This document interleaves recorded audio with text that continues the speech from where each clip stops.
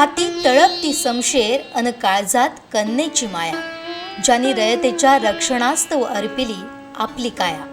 अन्यायावर प्रहार अन भक्तांना कृपेची ढाल देणारा, वंदूया तो नराचा नारायण, शूरवीर तुळसा जैतोबा राजा. कोकणच्या लाल मातीत केवळ निसर्गच फुलत नाही, तर इथं श्रद्धेचे आणि पराक्रमाचे अंकुरही तितक्याच जोमानं डोलतात. सिंधुदुर्ग जिल्ह्यातील तुळस हे गाव अशाच एका दैवी महापुरुषाचं जन्मस्थान.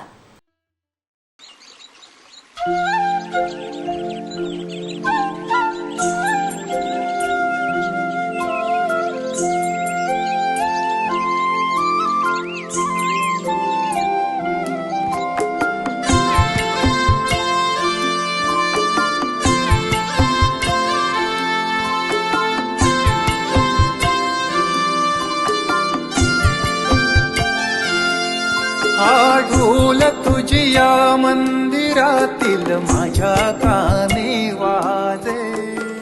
ज्यानं हातात तलवार धरून अन्यायाचा प्रतिकार केला आणि काळजात आपल्या लेकीसाठी अलोट माया जपली, ते नाव म्हणजे जैते परब, म्हणजेच लाखो भाविकांचं श्रद्धास्थान श्रीदेव जैती. नराचा नारायण बनलेल्या या दैवताचा वार्षिक सोहळा यंदा शनिवारी 16 मे रोजी होतोय. त्यानिमित्त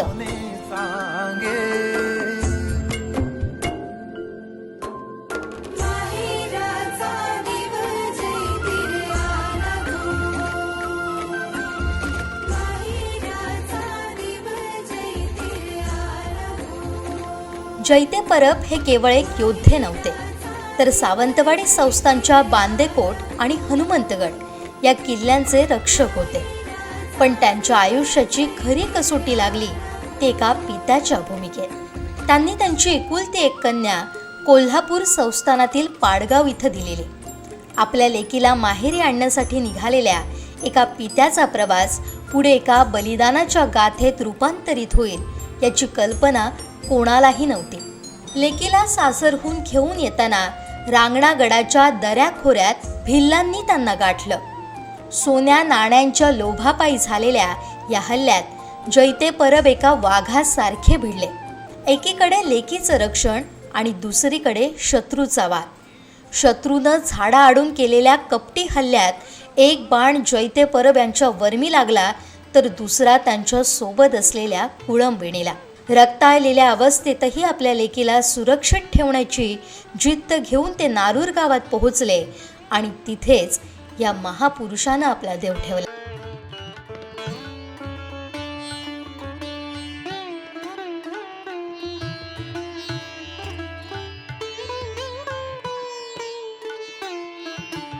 एका पित्यानं आपल्या कन्येप्रती निभावलेली ही बांधिलकी आजही प्रत्येक माहेर वाशिणींच्या श्रद्धेचा विषय. जैते परब यांच्या निधनानंतर त्यांच्या पत्नीनं सती जाऊन आपल्या पतीप्रती निष्ठा अर्पण केली. आजही तुळसमध्ये होणाऱ्या उत्सवात इंगळे खाणे ही अंगावर शहारे आणणारी प्रथा याच घटनेची साक्ष देते. जिथं परब घराण्यातील सुवासिनी पेटते निघारे डोक्यावर घेतात, नारूर हे गाव रांगणागडाच्या पायथ्याशी बसलेलं ऐतिहासिक गाव. जैते परब यांनी जिथं प्राण सोडले तिथं आजही त्यांचं अस्तित्व संचार स्वरूपात जाणवतं. या दोन गावात आजही सोयरी होत नाही हे या ऐतिहासिक घटनेचे जिवंत प्रमाण आहे. तुळस गावचा जैतिर उत्सव म्हणजे भक्तीचा अथांग सागर. 11 दिवस चालणाऱ्या या सोहळ्यात गाव चैतन्यानं न्हाऊन निघतो. पहिल्या दिवशी देवघरातून जैतिराचा मुखवटा मांडावर येतो आणि घराघरात जाऊन आशीर्वाद देतो. सुतार बांधव तलवारीखाली मान ठेवून आपली श्रद्धा व्यक्त करतात, तर राऊळ मंडळी पेटाऱ्याची पूजा करतात. ही परंपरा केवळ विधी नसून ती जैतिराच्या शक्तीवर असलेल्या अढळ विश्वासाचं प्रतीक आहे. उत्सवाच्या शेवटच्या दिवशी होणारा कवळास म्हणजे भक्तांच्या डोळ्यांचं पारणं फेडणारा सोहळा.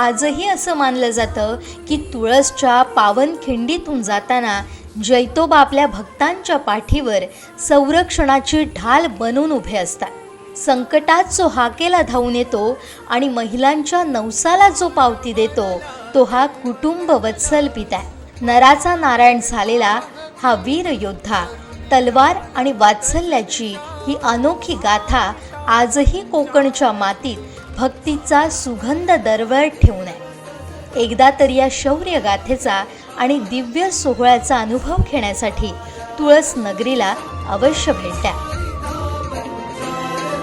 हा सोहळा बघुनी मनाचे भान पुन जाते, शहनाईच्या मधुर सुरांनी गाव हे गजबजते।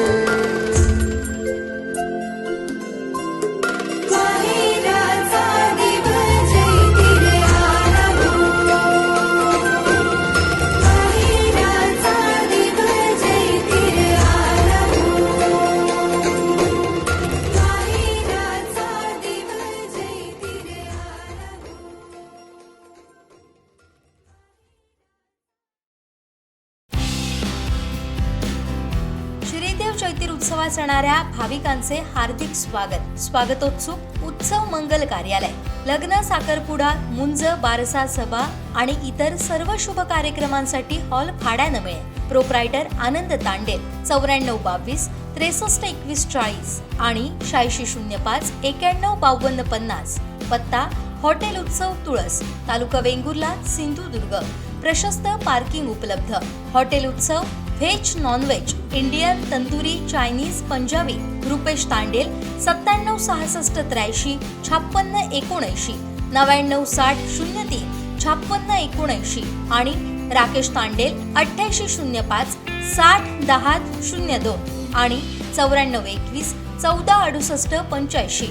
All events and party catering order will be taken here. AC, non AC rooms उपलब्ध। प्रोप्रायटर आनंद तांडेल 9422 6321 40 आणि 8605 9152 50।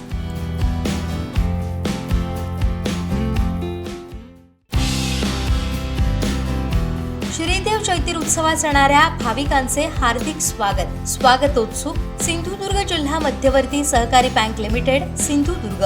मनीष तळवी अध्यक्ष, अतुल काळसेकर उपाध्यक्ष, सर्व संचालक आणि कर्मचारी वृंद।